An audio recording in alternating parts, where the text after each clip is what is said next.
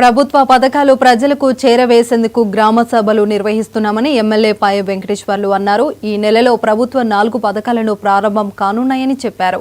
రైతు భరోసా, ఇందిరమ్మ, ఆత్మీయ భరోసా, రేషన్ కార్డులు, ఇందిరమ్మ ఇళ్ల పథకాలను ఒకేసారి ప్రారంభించడం సంతోషంగా ఉందన్నారు. ఈ నెల 26న పథకాలను ప్రభుత్వం ప్రారంభిస్తున్నట్లు తెలిపారు. గణతంత్ర దినోత్సవం సందర్భాన్ని ఈ పథకాన్ని ప్రారంభం చేయడం జరుగుతుంది. రాష్ట్ర వ్యాప్తంగా మన నియోజకవర్గంలో మనం చేస్తున్నాం. చాలా ఆనందంగా ఉంది.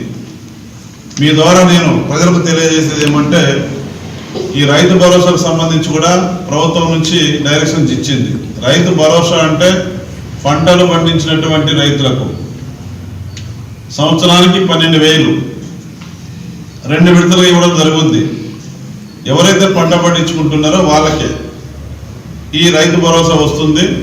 అదేవిధంగా రైతు ఇందిరమ్మ, ఆత్మీయ భరోసాకు సంబంధించి కూడా వ్యవసాయ కూలీలు అనే వాళ్ళకి సంవత్సరానికి 12,000 ఇవ్వడం జరుగుతుంది. ఆ ప్రక్రియ 26వ తారీఖున ప్రారంభం అవుతుంది. 3వ పథకం మరి రేషన్ కార్డులు. ఈ గ్రామ సభల ద్వారా ఎవరికైతే రేషన్ కార్డులు లేవో వాళ్ళందరికీ కొత్త రేషన్ కార్డు ఇచ్చే కార్యక్రమం.